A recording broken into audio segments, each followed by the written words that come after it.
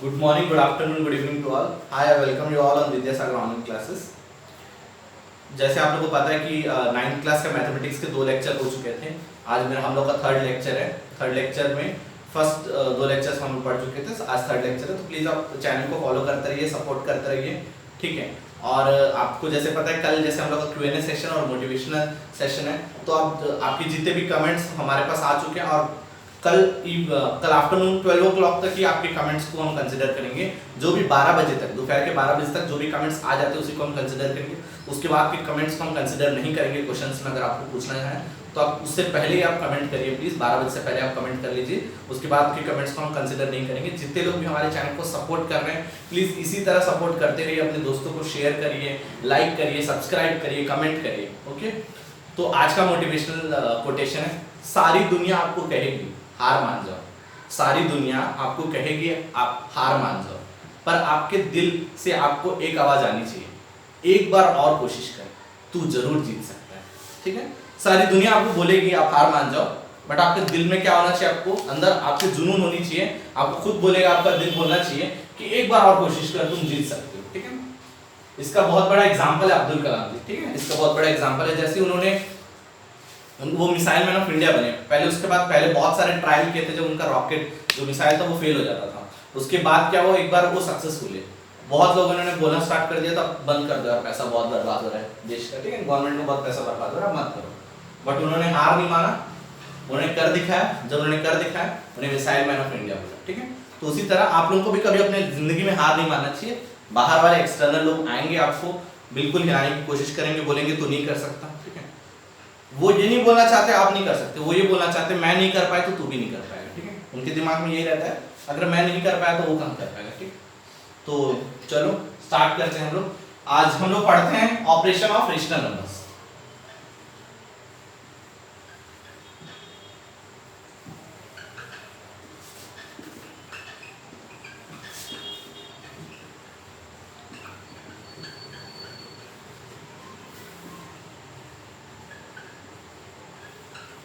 ठीक है ना, ऑपरेशन ऑफ रेशनल नंबर्स, ठीक है। उसके कुछ क्वेश्चन कर लेते हैं, ठीक है। उसके कुछ क्वेश्चंस कर लेते हैं, ऑपरेशन ऑफ रेशनल नंबर्स। ये टॉपिक आप याद रखिएगा, ऑपरेशन ऑफ रेशनल नंबर्स, ठीक है। ठीक है, चलो कुछ क्वेश्चंस देख लेते हैं। सबसे पहले देखो, ऑपरेशन ऑफ रेशनल नंबर्स मतलब क्या होता है। ऑपरेशन का मतलब क्या होता है, ऑपरेट करना कोई चीजों को, है ना। रेशनल नंबर्स को ऑपरेट करना, है ना। रेशनल नंबर्स कैसे भी हो सकते हैं, p/2 फॉर्म में होते हैं जो रेशनल नंबर्स, उनको ऑपरेट करना, उनको कैसे भी सॉल्व करना, ठीक है। एडिशन करना, मल्टीप्लिकेशन करना, डिवीजन करना, ये सब चीजें क्या होती है, ऑपरेशन के अंदर आती है, ठीक है। 4 ऑपरेशन होती है हमारे। तो मैं क्वेश्चंस लेता हूं, फिर टॉपिक मिटा दे रहा हूं, ठीक है। टॉपिक आपने नोट कर लिया होगा उपसो, तो उसके आगे का हम क्वेश्चंस कुछ देखते हैं, ठीक है। चलो सबसे पहले मैं बोलता हूं सिंप्लीफाई का क्वेश्चन है।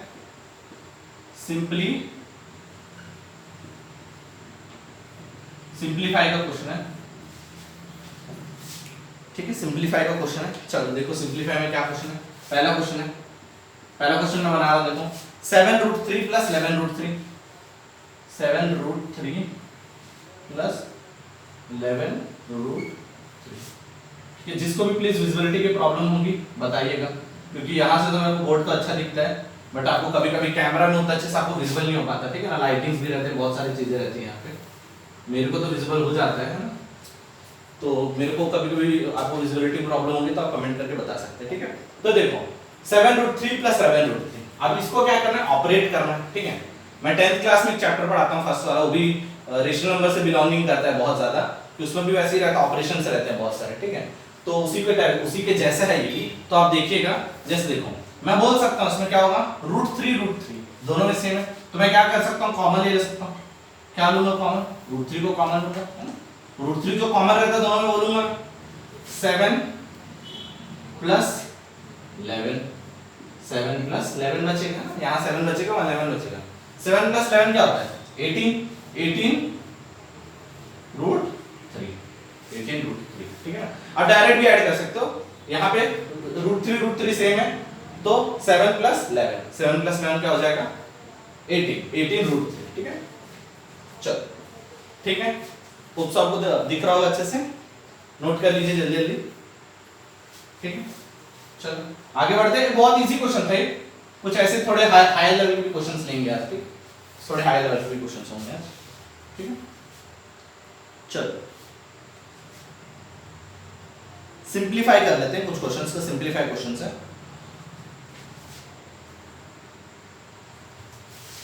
5 प्लस √5, ठीक है। 5 प्लस √5, 5 माइनस √5, 5 माइनस √5, 5 प्लस √5 और 5 माइनस √5, ठीक है। 5 प्लस √5 एंड 5 माइनस √5। अब ये दो क्वेश्चंस आ गए, इसको सिंप्लीफाई करना है मेरे को। देखो आप एक हमेशा फॉर्मूला पढ़ते थे a plus b a minus b, पढ़ते होंगे a square minus b square, इसका फॉर्मूला होता है, ठीक है ना। a square minus b square क्या होता है, a plus b a minus b, ठीक है, a प्लस b और a माइनस b। अब ये किस फॉर्म में दिया है, a plus b a minus b, इसको क्या लिख सकते हैं हम लोग, a square minus b square, मतलब 5 का स्क्वायर माइनस √5 का स्क्वायर, ठीक है, 5 का स्क्वायर माइनस √5 का स्क्वायर। अब √5 का स्क्वायर क्या होगा, स्क्वायर और रूट कटते हैं, दो बार रूट आ रहा है, root into root, same number आ जाएगा हमारा, ठीक है। 5 का स्क्वायर कितना होगा 25, √5 का स्क्वायर कितना होगा 5, 25 माइनस 5 कितना होगा 20, इसका आंसर कितना होगा 20। होप्स आपको दिख रहा होगा, क्वेश्चंस आप नोट करते जाइए जल्दी जल्दी, ठीक है। पॉज करके आप वीडियो को पॉज करके नोट कर सकते हैं, ठीक है। आपको विजिबिलिटी अब प्रॉब्लम नहीं होगी, ठीक है, थोड़ा डार्क लिख रहे हैं वर्ड्स को, ठीक है। चलो कुछ और क्वेश्चंस लेते हैं, ठीक है। लास्ट क्वेश्चन इस मेथड में लास्ट क्वेश्चन ले रहा हूं मैं। अब अगर सेम नहीं होंगे तो क्या करना पड़ेगा, a plus b minus b पहले सेम थे, अब सेम नहीं हुए तो √2 प्लस √3, पहले क्या हो रहे थे a plus b minus b form बन रहे थे, अब a plus b minus b का फॉर्म में नहीं बनते क्वेश्चन, तो उसको कैसे ऑपरेट करना है, ठीक है। सिंपली मल्टीप्लाई करेंगे हम लोग, √3 प्लस √8, ठीक है, √3 प्लस √8, ठीक। चलो अब चलो क्वेश्चन को सॉल्व करते हैं, ठीक है। अब देखो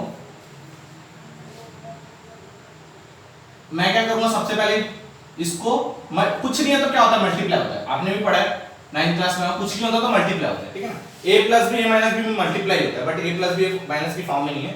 √8 को हम लोग लिख सकते हैं, क्या लिख सकते हैं पता है, √8 को क्या लिख सकते हैं, देखो 2 × 2 × 2 होता है √8, क्या होगा, एक 2 कॉमन आ जाएगा, 2√2 बच जाएगा, ठीक है ना, 2√2 बचेगा, तो हम इसको 2√2 लिख सकते हैं 8 को, ठीक है, 2√2 लिख सकते हैं, नहीं भी लिखेंगे तो चलेगा, बाद में वो बन जाएगा आगे, ठीक है, फर्क तो पड़ेगा नहीं इतना भी। चलो अब क्या करेंगे, √2 को मल्टीप्लाई करेंगे इससे, टोटल √3 प्लस √8, ठीक है।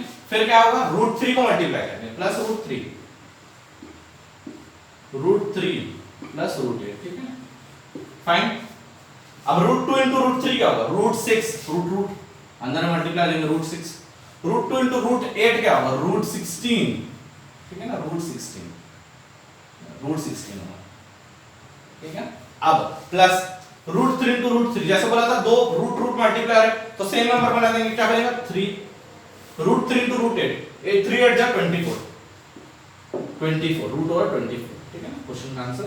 आप क्या कर सकते हैं हम लोग, 6 का तो कुछ होगा नहीं, 16 का रूट होता है पता है, 4 × 4 होता है, तो इसको ये रूट से बाहर आ जाएगा, 16 क्या हो जाएगा 4 बन जाएगा, 3 और √24 को देखते हैं स्प्लिट कर सकते हैं क्या हम लोग, √24 का एलसीएम ले लो, 2 12 जा 2 6 जा 3 2 3 जा 3 1 जा, ठीक है। हम लोग क्या बना सकते हैं, √6 बना सकते हैं क्या, देखो √6 हाँ बिल्कुल बन रहा है, 2 3 जा, एक 2 कॉमन आ जाएगा, देखो ये 2 जो है कॉमन आ जाएगा, √24 क्या होगा 2 × 2 × 2, दो बार 2 आएगा फिर एक बार 3 आएगा, ठीक है। तो इसको मैं ऐसे लिख सकता हूं 2 × 2 × 2 × 3, देखो एक 2 बाहर आ जाएगा, कॉमन पेयर बन गया ना भाई, इसका एक पेयर है तो बाहर आ जाएगा, तो बचेगा कितना 4 + 3 7 हो जाएगा, 2 बच जाएगा और क्या बचेगा अंदर में 2 3 जा 6 बच जाएगा। अब 2 एक और बच, अकेला 2 बच गया, अकेला 3 बच, जिसके पास कोई पेयर नहीं है, ठीक है। अब क्या होगा देखो, √6 + 2√6 कितना होगा 7 + 3√6, तो बताया था जैसे रूट सेम है तो ऐड हो जाएंगे, है ना, √7 + 3√6। होप सो आपको समझ आ रहा होगा। इसको सॉल्यूशन को ऐसे ही करना है, कुछ क्वेश्चंस को थोड़े टफ होते हैं, अगर बड़े लेवल के क्वेश्चंस होते हैं तो थोड़े हाई लेवल के टफ होते हैं, ठीक है। चलो, तो आप लोगों का जो सिंपलीफाई वो खत्म हो चुका है। हम पढ़ते हैं रेशनलाइज द डिनोमिनेटर, जो लास्ट टॉपिक है हमारा, रेशनलाइज द डिनोमिनेटर। देखो, पहला सिंपल क्वेश्चन लेता हूं, उसके बाद मैं हाई लेवल के क्वेश्चन सुनाऊंगा। ये जो टॉपिक है थोड़ा सा टफ माना जाता है, मतलब इस लास्ट के एंड के चैप्टर में थोड़ा सा हल्का सा टफ होता है, तो रेशनलाइज करना होता है। देखो, रेशनलाइज करना का मतलब क्या होता है, आपको डिनोमिनेटर में कोई भी ऐसी वैल्यू नहीं छोड़नी है, जैसे रूट हो गया, √5 हो गया, √6 हो गया, रूट वाले नंबर्स कुछ नहीं छोड़ने। आपको डिनोमिनेटर को क्या करना है, आइदर 1 बना देना है, 1 बनाने की पूरी कोशिश करनी है आपको ना, डिनोमिनेटर में कुछ छोड़ना नहीं है आपको। तो रेशनलाइज कर सकते हैं हम, जैसे अब √5 है तो मैं क्या कर सकता हूं, √5 को डिनोमिनेटर और न्यूमरेटर को क्या कर सकता हूं, मल्टीप्लाई कर सकता हूं, किससे, √5 से मल्टीप्लाई कर सकता हूं, ठीक है ना। √5 तो √5 से मल्टीप्लाई करूंगा तो क्या बन जाएगा, ऊपर में √5 बनेगा और नीचे में क्या बन जाएगा मेरा, √5 × √5 5 5/√5, ठीक है। ऐसे ही क्वेश्चंस को रेशनलाइज करना है अपने को ना, कोई भी नंबर को रेशनलाइज मतलब रूट वाले टर्म्स को नहीं छोड़ना है अपने को, ठीक है, रूट वाले टर्म्स को हमको नहीं छोड़ना है।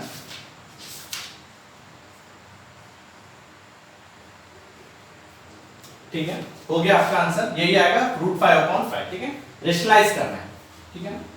अब थोड़े बड़े नंबर को रेशनलाइज करते हैं जिसका डिनोमिनेटर में थोड़े बड़े नंबर होंगे, ठीक है। चलो देखते हैं क्वेश्चंस कुछ। अब देखो, रेशनलाइज भी करना है और दूसरी बात यह है कि आपकी वैल्यू भी निकालनी है, ए और बी की वैल्यू निकालनी है। Find A and B, find A and B, ठीक है। देखो, 6 +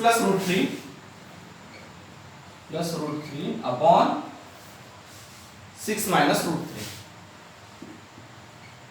6 + √3 upon 6 - √3 is equal to a + b√3, a + b√3, ठीक है। अब हम लोग को क्या निकालना है, a और b की वैल्यू निकालनी है, कंपेयर करके क्वेश्चन को सॉल्व करना पड़ेगा। पहले ध्यान दो, आप ध्यान से देखो बस क्वेश्चन को सॉल्व मैं कैसे कर रहा हूं। आप ये मत सोचो कि अभी अचानक से समझ आ जाएगा आपको सब चीज, ठीक है। आप ध्यान से देखो, आपको सब समझ आएगा। देखो, रेशनलाइजेशन करना है आपको, हम लोग को पता है ये रूट में है, ठीक है, रूट में है, एक चीज रूट में है। हम लोग को अगर मैं किसी को भी मल्टीप्लाई करता हूं, a - b है, अगर मैं इसको a + b से मल्टीप्लाई करूंगा तो क्या होगा, a² - b², तो रूट वाला जो भी टर्म रहेगा वो हट जाएगा अपने आप, कितना समझो। अगर स्टार्टिंग में शायद समझ नहीं आएगी, बट धीरे धीरे जब क्वेश्चंस बनाते जाएंगे ना समझ आ जाएगा, टेंशन मत लो। a - b है, अगर मैं इसको a + b से मल्टीप्लाई करता हूं तो वो क्या बन जाएगा, स्क्वायर टर्म बन जाएगा। स्क्वायर टर्म क्या होगा, रूट को हटा देगा, वैनिश कर देगा। हम लोगों को यही चाहिए ना, नीचे में रूट नहीं होना चाहिए कोई टर्म में, ठीक है। तो मैं क्या करूंगा, नीचे किससे मल्टीप्लाई करूंगा भाई, 6 - √3 है तो इसको मैं 6 + √3 से मल्टीप्लाई करूंगा। अब नीचे मल्टीप्लाई करो तो ऊपर भी मल्टीप्लाई करना पड़ेगा मेरे को, क्योंकि भाई सेम रखना है, वैल्यू तो अलग हो जाएगी नहीं तो, है ना। ऊपर नीचे भी सेम नंबर से मल्टीप्लाई करना पड़ेगा, 6 + √3 से मल्टीप्लाई करूंगा ऊपर भी। पहले एलएचएस को सॉल्व कर लेते हैं, ठीक है। आरएचएस की तरफ जाएंगे, आरएचएस की तरफ, ठीक है। एलएचएस को सॉल्व कर लेते हैं अब, ठीक है। a + b a - b, a - b क्या होगा, a² - b², ठीक है। क्या हो जाएगा, a² - b², मतलब कितना होगा, a² कितना होगा, 36 का स्क्वायर 36, मैं डायरेक्ट लिख ले रहा हूं। 3 का स्क्वायर कितना होगा, √3 का स्क्वायर 3 होगा, ठीक है। 6 का स्क्वायर 36, √3 का स्क्वायर कितना होगा, 3 हो जाएगा, ठीक है। ऊपर में क्या होगा, a + b आपने पढ़ा होगा, है ना। अब 9th क्लास आ गए, a + b का होल स्क्वायर तो आपको पता ही होगा, ठीक है। a + b क्या होगा, ये दोनों देखो सेम नंबर है, ये भी a + b है और ये भी a + b है। क्या होगा, a + b का होल स्क्वायर क्या होता है, a² + b² + 2ab, ऐसे भी लिखते हैं कुछ लोग, a² + 2ab + b², ठीक है। अब क्या होगा, 6 * अब मल्टीप्लाई से करता हूं मैं, a + b का होल स्क्वायर कर देता हूं मैं, क्या होगा 6 का स्क्वायर, ये ऐसे लिख सकता हूं मैं, 6 + √3 का स्क्वायर लिख सकता हूं पहले। उसके बाद क्या लिखूंगा मैं, दो बार मल्टीप्लाई हो रहा है ना, दोनों सेम नंबर मल्टीप्लाई है एक दूसरे के साथ। 6 + √3 का होल स्क्वायर होगा। अब मैं क्या लिख सकता हूं, यहां लिख रहा हूं मैं, 6 का स्क्वायर कितना होगा, 36 प्लस √3 का स्क्वायर कितना होगा, 3 प्लस 2ab, याद रखना 2ab, a कितना है, 2 × 6 12, 12 और √3, 2ab बोला ना, 2 × 6, 2 है, ये a है और ये b है, 2 × 6 12, 12 √3, ठीक है। अपॉन में क्या होगा, 36 - 3, 36 - 3 कितना होगा, 33। अब देखो ऐड कर लो, कितना होगा, 36 + 9, 36 + 3 39 प्लस 12√3, ठीक है ना। अब कितना है 33। अब देखो कुछ कॉमन आ सकता है क्या? हाँ बिल्कुल, 3 कॉमन आ सकता है दोनों में से। 39 को क्या लिख सकता हूँ मैं? 39 को लिख सकता हूँ 3 into 13 लिख सकता हूँ, और 12 को क्या लिख सकता हूँ? 3 into 4 लिख सकता हूँ। मतलब दोनों में से 3 कॉमन आ रहा है, ठीक है। इसको देखो प्लीज, मैं पूरा एक्सप्लेन नहीं कर रहा हूँ, बट आप इतना तो कर सकते हो, 9th में आ गए हो। 39 को क्या लिख सकता हूँ मैं? 3 into 13 लिख सकता हूँ, और इसको क्या लिख सकता हूँ? 3 into 4 लिख सकता हूँ। मतलब दोनों में क्या कॉमन आ रहा है? 3 कॉमन आ गया मेरा। तो क्या बच जाएगा यहाँ पे? 13 बचेगा, और यहाँ पे क्या बचेगा मेरा? 12 में 4 बचेगा, 4√3। ठीक है, मैं क्यों कर रहा हूँ आपको पता चलेगा। 33 है, 3 1 जा 3 11 जा। अब ये आंसर कितना आएगा? आंसर लिख दे रहा हूं मैं, आंसर अभी नहीं आया फिलहाल, है ना। 13 प्लस 4√13 अब देखो आंसर तो नहीं आया, अभी मैं आंसर लाने वाला हूं, ठीक है। यहां तक आपको समझ आ चुका होगा, नोट कर चुके होंगे आपने। देखो अब कंपेयर करना है, अब आगे सॉल्व नहीं होगा ना, आगे क्या होगा? 11 है नीचे, सॉरी, है ना। तो मैं इसको अलग अलग भी लिख सकता हूं, स्प्लिट करके। 13/11 प्लस 4√3/11, इसको अलग अलग भी लिख सकता हूं, ठीक है। अब चल आगे बढ़ते हैं। अब मैं बोल रहा हूं, देखो अब कंपेयर करते हैं, ए के साथ कंपेयर किया जाए। देखो क्वेश्चन वापस आओ, क्वेश्चन में ए के साथ मैं जब कंपेयर करूंगा इसको, तो क्या मिल रहा है मेरे को? ये पहला वाला ए है, दूसरा वाला बी है। ए के साथ जब मैं कंपेयर करूंगा तो ए की वैल्यू कितनी होगी? 13/11 होगी, ठीक है ना। अब मैं मिटा रहा नहीं, अभी कोई कुछ चीज रब नहीं किया, ठीक है। बोर्ड में सब चीज आप लिख सकते हो आराम से। बी की वैल्यू क्या है? बी मतलब क्या होगा? बी जिसके साथ √3 है। हाँ बिल्कुल भाई, बी जिसके साथ √3 है, तो बी की वैल्यू कितनी होगी? 4/11, ठीक है ना। ये आपका आंसर।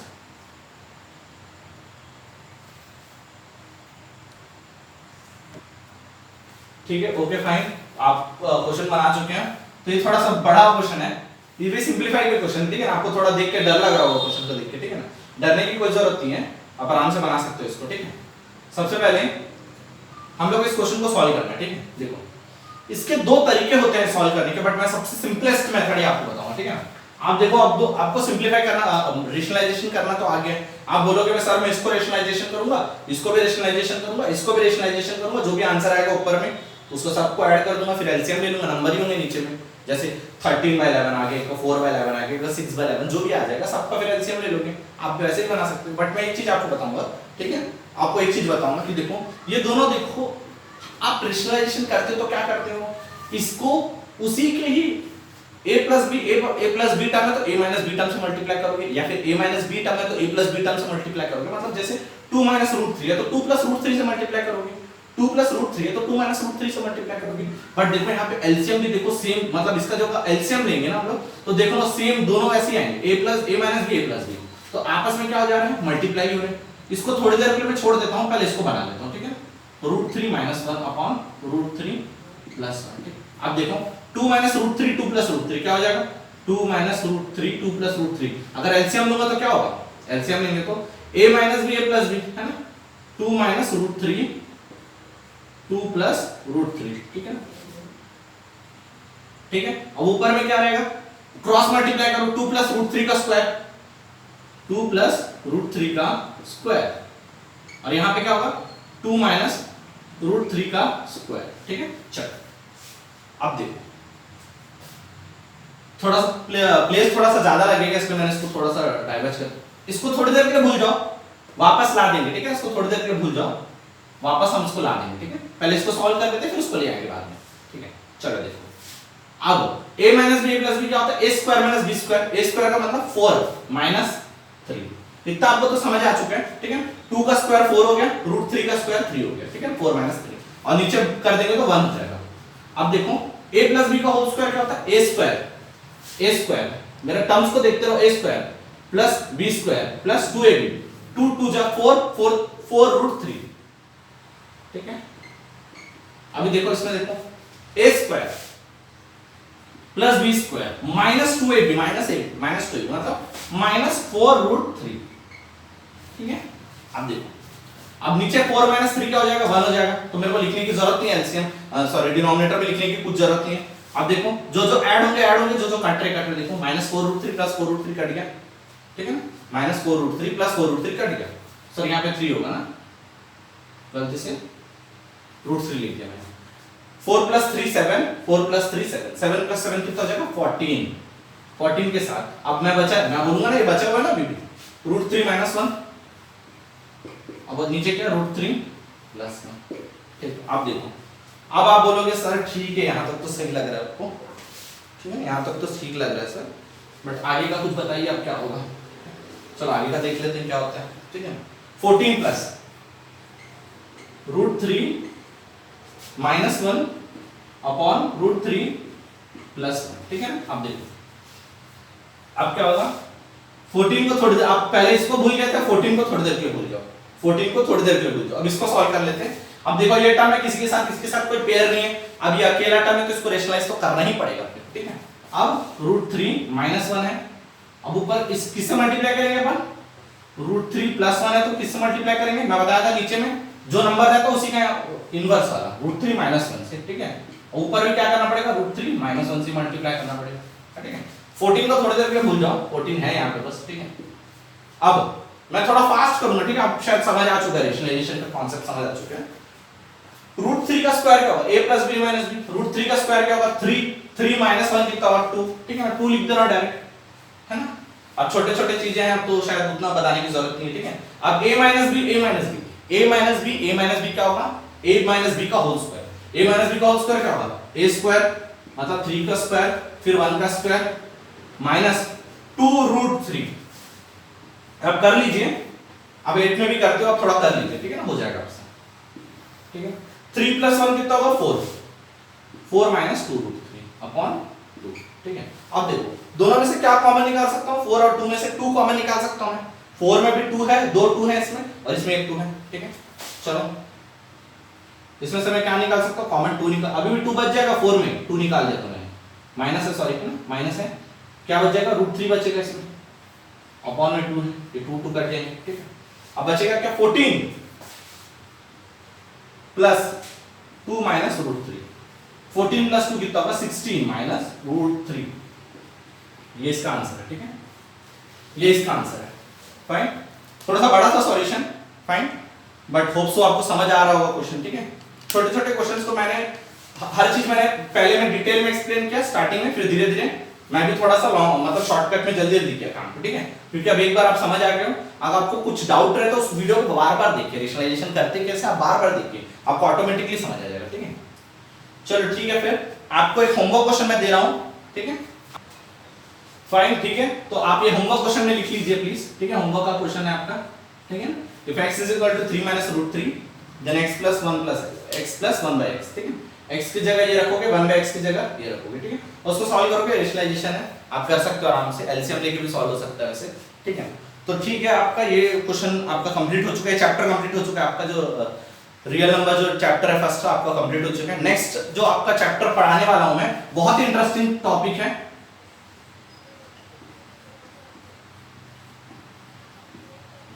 बहुत सारे मैसेजेस आ रहे हैं मुझे इस टॉपिक को पढ़ाने के लिए। ठीक है ये टॉपिक को पढ़ाने के लिए बहुत सारे मैसेजेस आ रहे हैं, सर ये टॉपिक स्टार्ट करिए। ठीक है 9th क्लास वाले, बेसिकली 9th क्लास, और प्लीज जो भी सीबीएसई क्लास के 10th क्लास हैं, क्योंकि वो 10th क्लास से ट्रिग्नोमेट्री को पढ़ना स्टार्ट करते हैं, तो आप प्लीज बेसिक क्लासेस को ध्यान दीजिए 10th क्लास के। तो उसके बाद ही मैं जो सीजी बोर्ड में वो 10th 9th में भी ट्रिग्नोमेट्री रहता है, बेसिक्स रहते हैं, फिर 10th में एडवांस ट्रिग्नोमेट्री रहता है।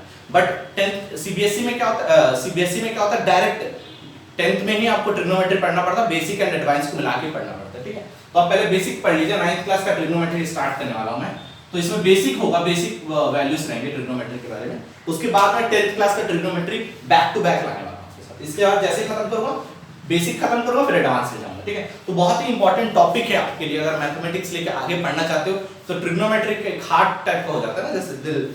ठीक है ना मैथमेटिक्स का दिल हो जाता है जैसे। ठीक है ना आप डिफरेंशिएशन इंटीग्रेशन बाद में पढ़ोगे, पूरा यही रहता है, ट्रिग्नोमेट्रिक वैल्यूज के साथ ये पढ़ना पड़ता है आपको। ठीक है तो ये टॉपिक आपका बहुत इंपॉर्टेंट होना चाहिए और बहुत क्लियर कॉन्सेप्ट होना चाहिए, और बहुत मजा आने वाला है आपको पढ़ने में ये टॉपिक्स में।